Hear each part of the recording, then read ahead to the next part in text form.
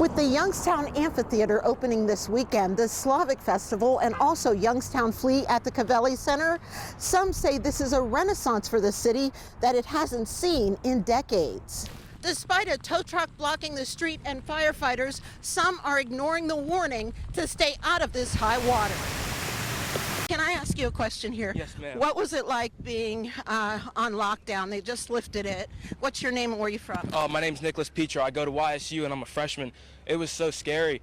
You never know nowadays because all these mass shootings, and we heard that there was a guy with a gun on campus. It was here in the gymnasium at Paul C. Bunn where a mother alleges her child was involved in an altercation with one of those coaches during the after-school program. Now, the Youngstown City Schools did investigate, but they say there was no finding of any wrongdoing. However, they did ask that that coach be removed. This technology can be used to weed out suspicious packages and other bomb threats.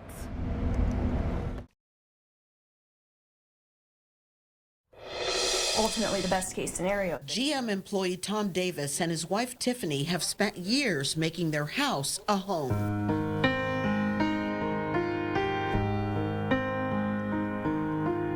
Been here for close to 14 years. Brought 2 kids home here. A lot of Christmases, a lot of birthdays. But with the production of the Chevy Cruze now in GM Lordstown's rearview mirror, the plant idled and no new product on the horizon, Davis says after nearly 18 years at the plant, his family is putting their home up for sale. They're moving in with a loved one and waiting to see what contract talks bring. Just to make sure we don't have a house payment, so if we have to go somewhere, to hopefully somewhere like Michigan or Indiana, we already got the house for sale. His wife Tiffany is a Lordstown school teacher and their children 5 and 10 years old, so he's waiting to put in a transfer at least until they're finished with the school year. I'm afraid to put in for one and then they take me right away. The other problem? Too many unanswered questions. This entire situation has even made the couple's son, Brian, speak his mind, and it's clear he's wise beyond his years, as seen in this Ohio Democratic Party ad. Mary Barra herself has to remember not just Lordstown, not just the Mahoning County, bailed her out when they were going out of business. The entire country did. And her way of thanking us leaves me speechless. And this young mind is smart enough to realize that his family is forced to make a decision for the future without knowing if the Lordstown plant will ever get another product. It's not knowing what's going to happen that's the worst about this. We talked it through. Davis's wife Tiffany says if they decide to take a transfer, it's like starting over and they'll have no support system in a new state. And no matter what, it's going to cost them. Either we've sold the home that we've worked hard for and we have to, start over in that aspect, or we have to move to a completely different place and start everything over again. So nothing about the situation is easy. Not knowing is making this extremely difficult. Now, Tom Davis tells me that his father worked at GM Lordstown for 30 plus years and always told him to never wait on GM to make major life decisions like getting married or buying a house. But he tells me this time is far different because this time GM is not giving them any choice. Back to you. Frank Elling of the Idora area has been shot at twice and been jumped by a group of teens, but it hasn't scared off this neighborhood warrior. I don't take threats well. Instead, Elling fought back, arming himself with a camera. Ever since he's been determined to stop the opioid and heroin drug deals, overdoses, and break-ins by using his watchful eye to spook the bad guys who sometimes can allegedly be spotted in this drugstore parking lot. This is where the buyers of all types of drugs and prostitution want to come. One day, through his camera lens, the opioid epidemic really came into focus and was as real as it gets. A woman lies overdosing on the pavement, an empty pill bottle nearby. And Elling says, sadly, this wasn't the first time. One guy goes in the store, he comes back out, they had shot up, and both of them are sitting in the car, you can see it. I mean, they're zoned out. These images are what Elling wants to delete from his hard drive and the community's image. Now he's calling on local churches to team up by forming 24/7 community patrols. It takes not a police state, but a citizen state. Churches need to put people to work until it's done. Jeff Solik, the commander of the Mahoning Valley Drug Task Force, agrees, saying no one knows a neighborhood better than those who live in it.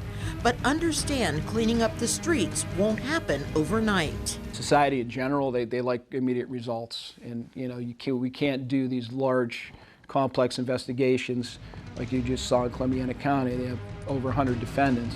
That was a great investigation, but I'm sure that wasn't done in 48 minutes like you see on TV. And community tips have led to the prosecutions of the criminal gangs, the Vic Boys, H Block and E Block, and dozens of drug, gun, and burglary prosecutions, including the arrest and conviction of one of the area's top heroin dealers, DeWaylen Colvin, who was linked to 4 murders. With more local news, I'm Michelle Nix. Did you vote for me? I did. Hubbard Senior Preston Allen is gifted when it comes to his personality. He's the king of the hallways and could be crowned king of the school. He's great. Always goes to football games, supports everybody. What's amazing is to see how far Preston has come, especially after you hear how his life started. We never, ever put limits on Preston. The sky is the limit for him. And to this day, this proves it today that he's soaring, and he's soaring among the eagles in Hubbard. Preston is autistic and was adopted by Richard and Sally Allen at 23 months because he couldn't walk, talk, or sit up and was going to be put in an institution. But he's flourished since attending Hubbard High School, and his classmates campaigned and succeeded in putting him on the homecoming court. It's above a dream. As Preston practices walking with the entire court, we asked him who he would like to see become queen. He adoringly points to his teacher. Oh, thank you. As for what he told his mom when he learned about making homecoming court, and he said, "So Mom, does that mean people like me?" And I said, "Everybody likes you, Preston." Now, the king and queen, again, will be officially named here at Hubbard High School at 6:30. And whether Preston wins or loses, many people here say they already have their king. Andrew McCord of Berlin Center was taken into custody at a children's park by the State Highway Patrol after he refused to stop for allegedly speeding on Interstate 680. And I'm like, what the heck's going on? The 31-year-old led troopers who were out in full force for the holiday on a pursuit around the city. He got off on Meridian Road, then went down and around in towards the city, then got back on 680 South, then finally got off here on Midlothian. The State Patrol says the suspect was determined to get away. He crashed through this fence before crashing his truck and then bailing out so that he could make a run for it on foot. Complaining he needed medical attention after allegedly plowing the stolen Ford F-350 out of Warren through a fence, McCourt was taken to the hospital but is now in the Mahoning County Jail. Christina Boswell and her fiance witnessed the pursuit. There was no stopping, and next thing you know, it's just he's jumping. And it was like Dukes of Hazzard, gone. The neighbors say just a few minutes earlier, children were playing at Ipes Field, and normally kids are always playing football here. Man, I got my 11-year-old boy coming here in a couple of days. If he'd have been here, I'm sorry, the cops would have probably had to drag me off of that guy. McCourt served 4 years for a string of burglaries back in 2014. He's now facing receiving stolen property, fleeing and eluding, and speeding. Crimes that refuse to take a holiday. With more local news, I'm Michelle Nix. Derek and Leslie, officers Casey Kelly and Greg Tackett tell me when they saw the condition of 3.5-month-old Tariq Morris, they knew every second mattered. And even though in the end the child had to be taken off of life support and died, they knew that they had given this innocent child who had been shot every chance at life. When YPD officers Casey Kelly and Greg Tackett responded to the Pasadena shooting, where the car was riddled with bullets, they saw 2 adults in the front seat, but were shocked at what they found in the back.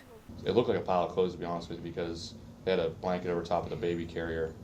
And as I'm shining my light, I looked up and I saw the baby's face, and that's when I was kind of like, oh no. The officers say the baby also never made a sound, even though he was looking around and clearly critically injured by gunfire. Not a cry, not a whimper, not anything. It was kind of just laying there. For Officer Greg Tackett, he just remembers being in the cruiser, holding the infant in the baby carrier, and Tariq looking up at him. I just remember he kept putting his little hand in my hand, and I was just holding on to it.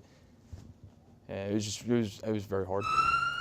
The officers decided to take the baby in the police cruiser to the hospital, knowing it could be 4 minutes before the ambulance was on scene. Short of pushing my foot through the floorboard to get the pedal to get as fast as I can get going, that's what I was doing. I was jamming it, and he's telling me, he's like, come on, let's go, let's go, let's go. Officer Kelly says they may have reached speeds of up to 120 miles per hour, running lights and sirens. Sainese police had lights and sirens on and were actually moving cars over for Youngstown as nurses and doctors waited to grab the baby at emergency. It was very hard to see that child in that condition.